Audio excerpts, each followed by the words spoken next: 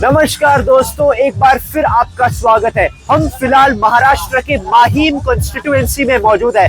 यहाँ पर पीछे मेरे बहुत शोर हो रहा है। यहाँ पे इसलिए शोर हो रहा है क्योंकि अब यहाँ पर एमएनएस के राज ठाकरे जो सुप्रीमो है एमएनएस के, वो यहाँ पर एक रैली करने वाले हैं। एमएनएस का फुल फॉर्म है दोस्तों महाराष्ट्र नव निर्माण सेना। यहाँ पर और उनके जो सुप्रीमो है वो है राज ठाकरे। यहाँ पर जैसे कि आप मेरे पीछे देख सकते हैं, यहाँ पर अमित ठाकरे यहाँ के जो कैंडिडेट है एमएनएस के, उनका प्रचार यहाँ पर हो रहा है और इसीलिए खुद राज ठाकरे खुद यहाँ पर रैली करने आएंगे, जिसके लिए लोग बहुत ही ज्यादा भीड़ में जा रहे हैं उनकी रैली को लेकर। Remember, Amit Thackeray is the son of Raj Thackeray. दोस्तों, अगर हम एमएनएस की बात कर ही रहे हैं तो हमें ये जानना चाहिए कि आखिर एमएनएस बना कब। ये साल 2006 में बना। जी हाँ, राज ठाकरे जी जो है वो उद्धव ठाकरे के ही एक कजन हैं। 2005 तक वो भी शिवसेना में थे। उनको बाला साहेब ठाकरे का एक सक्सेसर देखा जा रहा था जब बात आ रही थी शिवसेना को पॉलिटिकली कंट्रोल करने के जो विषय है उसमें। लेकिन फिर साल 2005 में उन्होंने शिवसेना छोड़ दिया क्योंकि वो उद्धव ठाकरे के साथ उनकी बहुत मतभेद हुई। जब बात हुई कि आखिर कौन शिवसेना को पॉलिटिकली कंट्रोल करेगा, यानी कि उसको लीड कौन करेगा, और साल 2006 में ही उन्होंने अपनी पार्टी महाराष्ट्र नव निर्माण सेना को बनाया। उन्हें अभी तक दोस्तों ज्यादा तो सक्सेस नहीं मिला है यहाँ पर। वो हालांकि बहुत ही एक छोटी पार्टी के तौर पर देखी जाती है महाराष्ट्र में।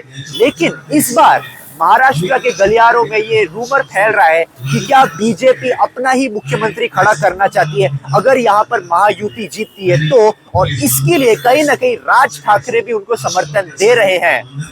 ये देखना बड़ा दिलचस्प होगा दोस्तों। मैं अब भी कहूंगा कि ये सिर्फ रूमर है, इसका कोई सच्चाई का प्रमाण नहीं है हमारे पास।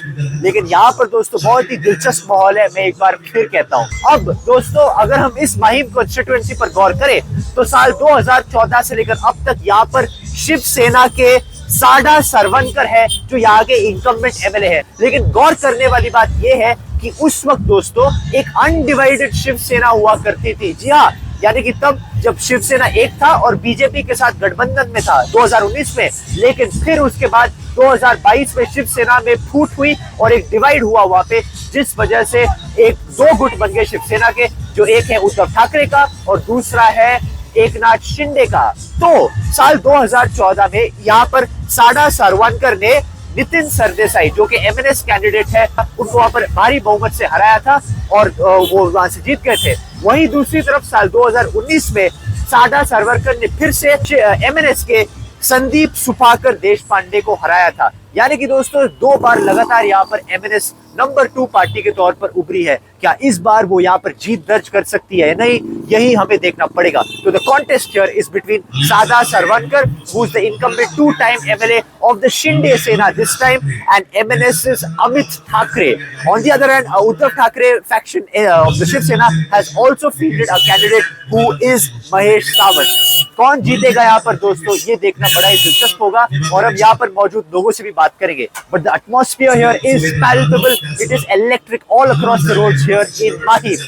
Welcome back viewers. अभी फिलहाल हम माहीम के सड़कों पर ही मौजूद है, बस उसी एरिया में जहां पर अभी फिलहाल अमित ठाकरे जो कि एमएनएस के कैंडिडेट है उनका प्रचार किया जा रहा है और खुद एमएनएस के जो चीफ है राज ठाकरे वो उनका प्रचार करने आ रहे हैं। तो हम यहाँ पर मौजूद जनता से बात करना चाहते हैं कि आखिर उनको क्या लगता है। तो भैया, सबसे पहला सवाल आपसे है कि यहाँ पर माहीम में क्या जो साडा सरवनकर है जो कि शिवसेना के हैं, क्या वो सरवनकर, क्या वो इस बार भी वहां से जीतेंगे, यहाँ से जीतेंगे या फिर बदलाव होगा इस बार? इस बार तो आप पकड़ लीजिए। इस बार तो हम चेंज ही चाहते हैं, कुछ एक युवा फेस हम चाहते हैं इस माहिम को, इसलिए हम अमित साहब ठाकरे उनको इस बार सिलेक्ट करेंगे। अच्छा, तो आप चाहते हैं वो है। क्यों आप जो 10 साल से जो यहाँ पर रहे हैं वो सदा सरवनकर जी, आप उनके काम से खुश नहीं हो? नहीं, काम के बारे में उनके कोई डाउट भी नहीं, सब ने अपना अपना काम किया है, मगर हम चाहते हैं कुछ युवा करने के लिए, क्योंकि एक युवा सोच सबसे अलग ही रहती है, इसलिए हम युवा फेस को इस बार हम सिलेक्ट करेंगे, इसलिए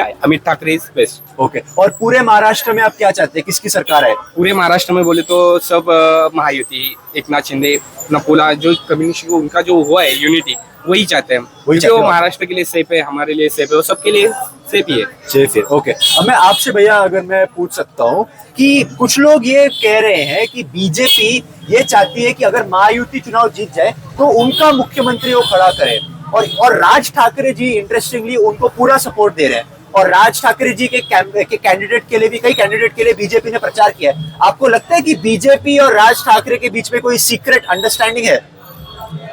ये अभी मेरे को भी इतना मालूम नहीं है, लेकिन जिसका ज्यादा सीट रहेगा उसका ही अपना सीएम रहेगा। सीएम रहेगा। तो आप खुद क्या चाहते हैं? कौन, अगर मान लीजिए महायुति जीत गई जैसे ये कह रहे हैं, तो सीएम कौन होना चाहिए? क्या एकनाथ शिंदे होने चाहिए या बीजेपी का कोई होना चाहिए? एकनाथ शिंदे रहने चाहिए अभी। शिंदे रहने चाहिए। हाँ, शिंदे रहने चाहिए अभी। ओके, एक चीज मैं आपसे पूछना चाहूंगा। देखिए महाराष्ट्र में ना, ये कई लोग ये बात करें कि जाति के बेसिस पर इस बार का चुनाव हो रहा है, यानी कि एक तरीके से मराठा बनाम नॉन मराठा। क्या आपको लगता है कि इस बार जाति एक बहुत बड़ा मुद्दा है? आपके लिए वोट डालते हैं या फिर विकास ही आपके लिए मुद्दा है? नहीं, हमने जब से शुरुआत से ही देखा जाए तो कोई जाति पे ऐसा वोट मांगने तो आज तक, अब कौन सा भी पार्टी ले लो, बीजेपी ले लो, मैं अपना यमन से कौन मनसे ले लो, शिवसेना ले लो, कोई भी जाति की ओर से तो वोटिंग के लिए मांगने नहीं आता। जो काम कर रहा है, अच्छे से कर रहा है, उसी को ही जनता वोट देगी। वैसे भी हम ही देते हैं। अभी हम मनसे के फुल सपोर्ट में रहते हैं, तो मनसे आपको तो स्टेट राज साहब का तो स्टेट फॉरवर्ड रहता है। जाति हम मानते भी नहीं है। हम छत्रपति शिवाजी महाराज के विचारों से चलने वाले लोग हैं, इसलिए जाति को लेके पॉलिटिक्स ये तो नहीं, महाराष्ट्र में तो नहीं। Right. So viewers, as you can hear, for all people, caste may not be that big a factor. यानी कि जाति उतना बड़ा फैक्टर शायद नहीं है। अभी तो फिलहाल मैं इतना ही कहूंगा, मैं आगे कहूँ, आप लोग कोई कुछ कहना चाहते हैं? नहीं? ओके, तो इनकी तो बात हमने सुन ली, लेकिन मेरे पीछे जो आप आवाज सुन रहे हैं वो सीधा राज ठाकरे के रैली से ही आ रही है।